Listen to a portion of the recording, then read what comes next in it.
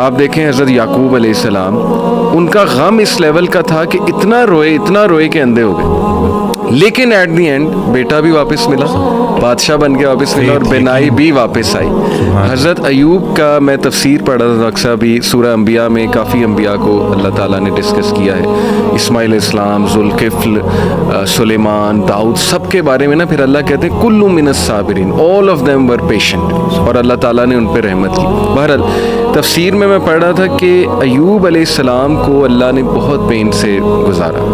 یعنی وہ رو پڑے، اور انہوں نے کہا کہ ندا لگائی جب انہوں نے کہ انی مسنی الضر وانت ارحم الراحمین، کہ اے میرے رب تکلیف نے مجھے چھو لیا ہے اور تو بے شک تمام رحم کرنے والوں میں سے رحم کرنے والا ہے۔ تو لکھا ہوتا ہے تفسیر میں کہ the reason اللہ تعالیٰ made him go through all this tough time was to tell everyone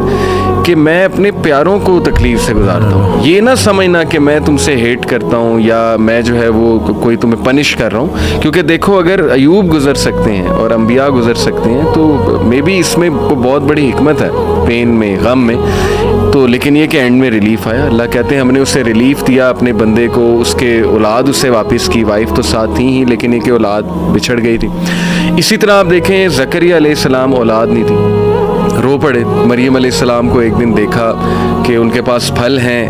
بے موسمی پھل ہیں، تو دل میں خواہش کی اور نماز میں اللہ سے دعا کی کہ اللہ اگر تو بے موسمی پھل دے سکتا ہے تو مجھے اولاد بھی دے سکتا ہے، تو اس پہ قادر ہے۔ اور پھر یہ الفاظ کہ اللہ میں تجھ سے دعا کر کے کبھی مایوس ہوا ہی نہیں۔ تو آپ دیکھیں کہ اس وقت بچے دیے اور پھر وہ خود ہی حیران ہو گئے، یعنی آپ انسان کی حالت دیکھیں، پہلے خود ہی دعا کی، پھر جب اللہ تعالیٰ نے بچہ دے دیا تو حیران ہو گئے، کہتے اے رب مجھے کیسے ہو سکتا ہے۔ اسی طرح کئی مثالیں ڈاکٹر صاحب ہیں، یوسف علیہ السلام کی، موسیٰ علیہ السلام، یعنی سیڈ اینڈنگ تو ہے ہی نہیں۔ میں ہمیشہ انہیں سمجھاتا ہوں کہ دیکھو اللہ سے امید انسان سے لگاؤ گے تو سیڈ اینڈنگ ہے، وہ پھر سیڈ ہوگی۔